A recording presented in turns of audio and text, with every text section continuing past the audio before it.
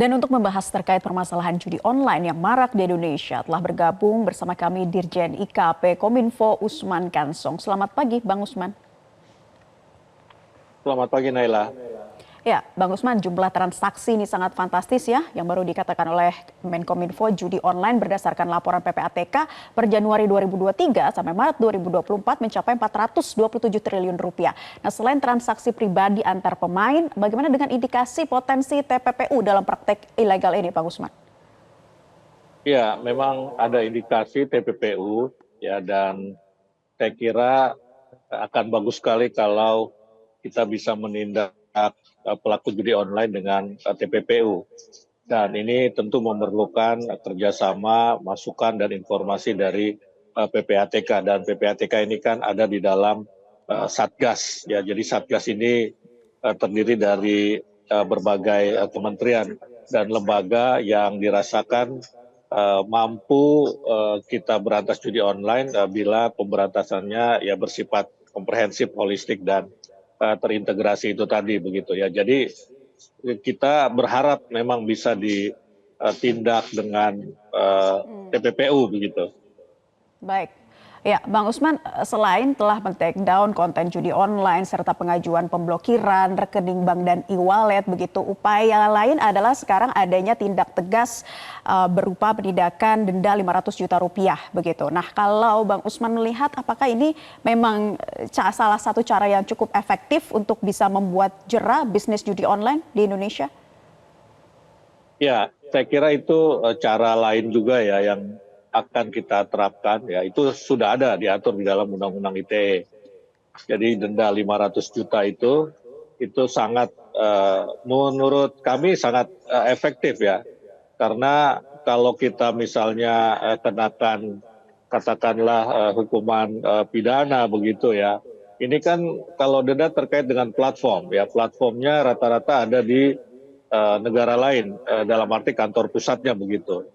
Ya, jadi mereka ini memang lebih khawatir dengan denda, karena kalau denda maka kredibilitas mereka ini akan turun begitu kan. Di negara lain pun seperti itu, kalau ada tindakan dari platform yang dianggap melanggar aturan, maka pengenaan sanksinya adalah berupa denda begitu. Jadi ini dendanya sangat besar ya.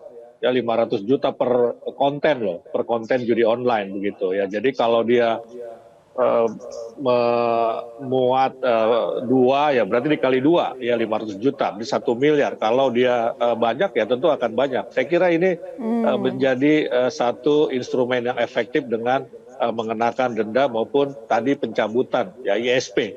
Ya pencabutan ISP jadi saya kira akan baik sekali begitu, akan kita lakukan itu. Baik, jadi 500 juta rupiah itu per konten ya Bang. Ini dikatakan denda yang cukup untuk omsetnya yang memang sangat fantastis, nilainya sampai puluhan miliar rupiah, Bang Usman. Iya, saya kira seperti itu ya, tetapi yang paling penting ya dengan adanya denda itu, para platform ini kan judi online ini difasilitasi oleh platform ya, oleh internet ya, oleh website misalnya.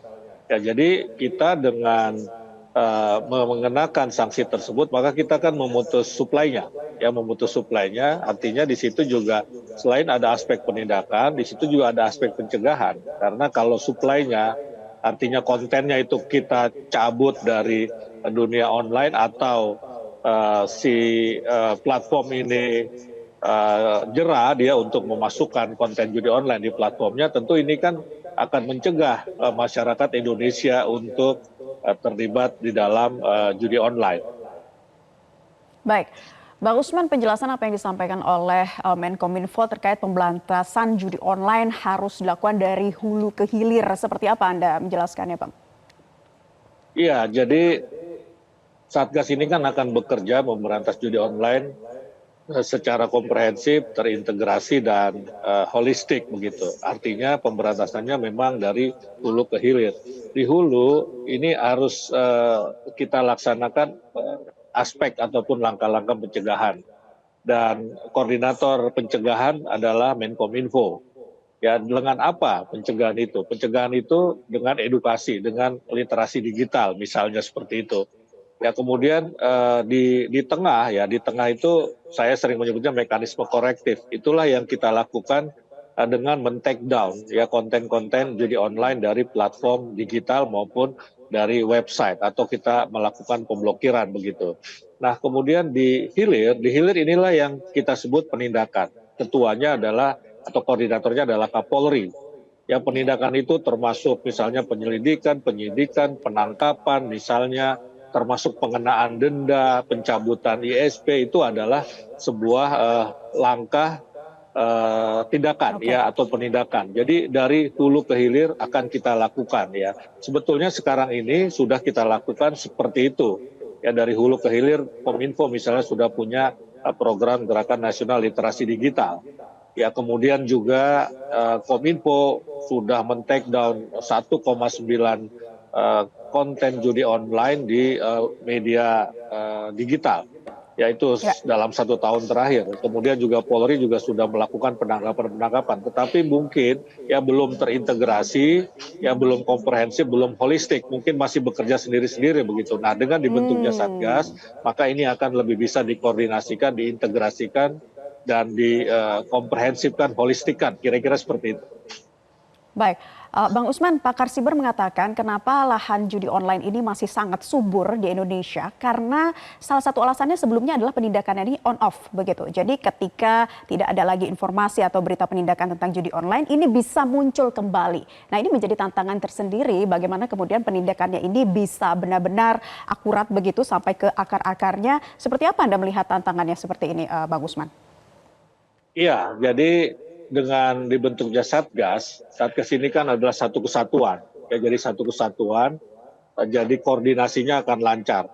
Ya, akan bagus kalau kita bentuk Satgas, tidak seperti sebelumnya yang sendiri-sendiri. Sehingga kalau ada kelemahan di titik penindakan, katakanlah seperti itu, tentu Satgas, anggota Satgas yang lain bisa mengingatkan, bisa melaporkan temuan-temuan yang ada di dunia media sosial misalnya kepada penindakan, kepada tim yang melakukan penindakan. Nah, dengan demikian maka saya kira penindakan ini mestinya dengan dibentuk Satgas ini tidak on off lagi.